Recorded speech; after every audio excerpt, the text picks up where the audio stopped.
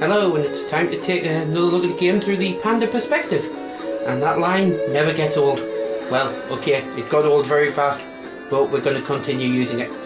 Okay, I'm going to be taking a look at Top Gun on the PSN. A game that promised so much and delivered so very, very little. First thing I'll do, I'm just going to jump straight into the gameplay. Okay, the main reason why I've jumped straight into the gameplay is because whilst this game promised so much, it just doesn't deliver. I jumped for joy when I heard they were making a Top Gun game and they gave out all the spiel about how this game was going to be just like the film. If that's what you're looking for, then I'm sorry, you've got to be very, very disappointed. For starters, I don't recall any part in the Top Gun movie when Maverick and Goose were seen to be taking out ground targets like these AA guns. Forgive me if I'm wrong, but wasn't the Top Gun Academy supposed to be starting to teach dogfighting? Yeah, I'm going to now dogfight with this stationary target that's on the floor. Yes, that sounds like a really good idea to me. The next problem I've got with the game is, again, Top Gun was allegedly started to help with dogfighting. In a dogfight, last time I checked, your planes only came with a certain number of missiles, and whilst we all know nothing good can come of being too close to missiles and having to switch to guns, dogfighters generally need to be able to rely on using the guns. This game, you don't have to. For some reason, here we go, I've just fired all of my missiles in one go. They're not going to hit anything. I've got no missiles left. I'm going to have to rely on my dogfighting skills. Oh, hang on a minute. What's happening down the bottom right hand corner of the screen? My missiles are recharging.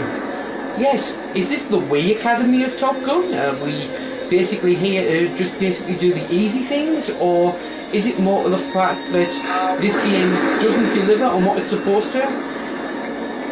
You've got a choice with a Top Gun game. You can either go arcadey and be Afterburner, or you can go realistic and be Top Gun. This game is kind of trying too hard to be both. You've got the arcade elements of the fact that your missiles recharge and everything, with the realism of the control scheme and trying to fly around in 3D and the awkwardness of the camera and things like that, which just don't really help. It's a shame because it had so much potential. That's not to say that it's a really bad game, because I do actually enjoy playing it, but it's just not as good as it could have been, which is very disappointing.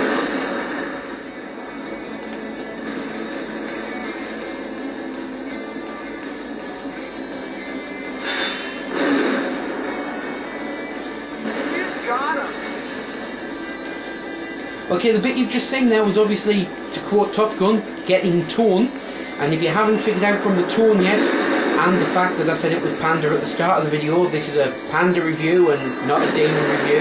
Which is why he sounds nothing like me. Yeah, Demon's voice hasn't changed or anything like that. But anyway, at the moment, I feel the need for speed. So let's speed through the review a bit and get on to looking at some of the menus, and let's show you what you're going to get from the game. Okay, I'm not going to show you the online section, because if you've just seen on the screen there, error unable to join session. I've been trying to get a game now for the last 5 minutes and it's not happening, so instead we'll go back to the single player mode and I'll try and talk a little bit more about the game. Not that there's that much more to say.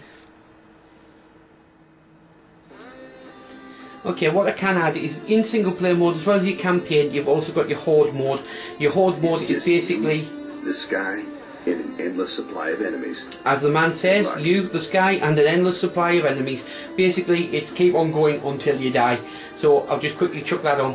What I can say is, as well as your classic F-14 that you'd expect from Top Gun, you can also be the F-16 Falcon, you can be the F-18 Interceptor, or Classic Hornet as it says on there. You can also be a host of a couple of the Russian planes as well, so you've got to unlock them through playing the game. But we'll just pick, let's have a look, we'll go for the Hornet, the F-18. I quite like that, to be fair. The F-18 is a lot more manoeuvrable. If it was up to me, I know the F-14's there for nostalgia, but if you want a tip for playing the game, always take the F-18 and always take your medium range missiles.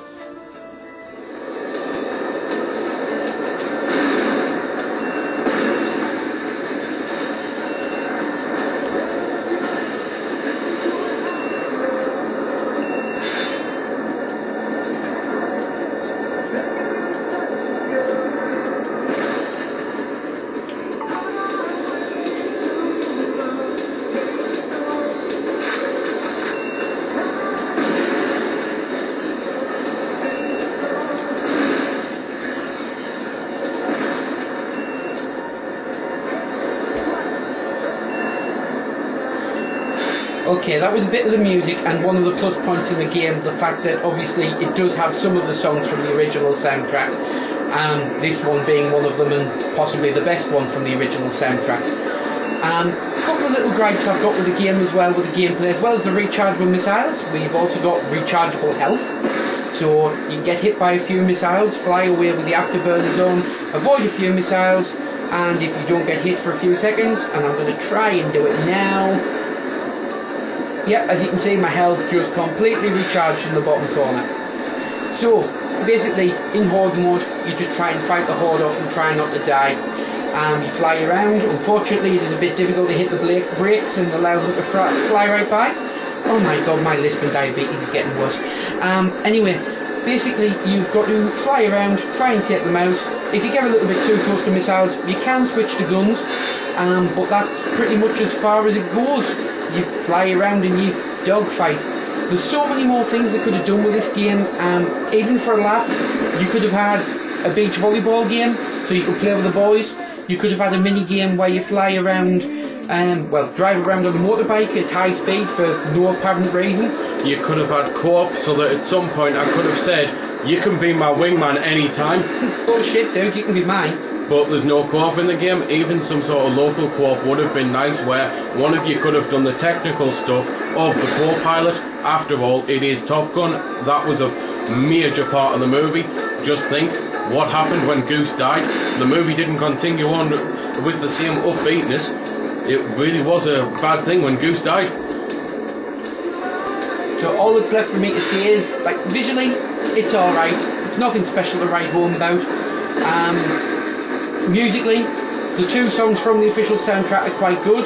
The rest of it is instantly forgettable. The controls are alright. I suppose they're quite responsive.